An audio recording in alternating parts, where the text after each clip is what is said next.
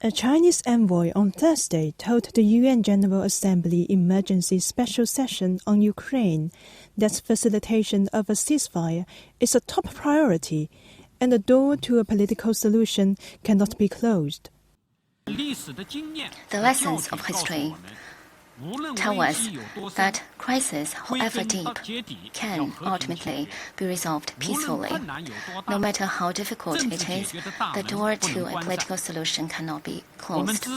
We support Russia and Ukraine moving towards each other, resuming direct dialogue as soon as possible, bringing their legitimate concerns into the negotiation, setting out feasible options, putting an early end to the crisis, and giving peace a chance. Dai noted that the top priority is to facilitate ceasefire and cessation of hostilities without delay. We once again call on the parties to the conflict to remain rational, restrain their impulses, and prevent the crisis from getting worse or even out of control. The parties to the conflict should strictly abide by international humanitarian law, avoid attacking civilians and civilian infrastructure, protect women, children, and other victims of the conflict, respect the basic rights of prisoners of war.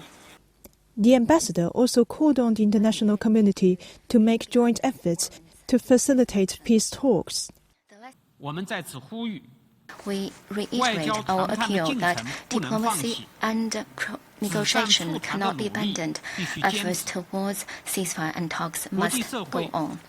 The international community should create conditions for this to happen rather than fan the flames and seek self-interest. We urge the countries concerned to stop abusing unilateral sanctions and long-arm jurisdiction. Instead, they should act in a way conducive to de-escalation.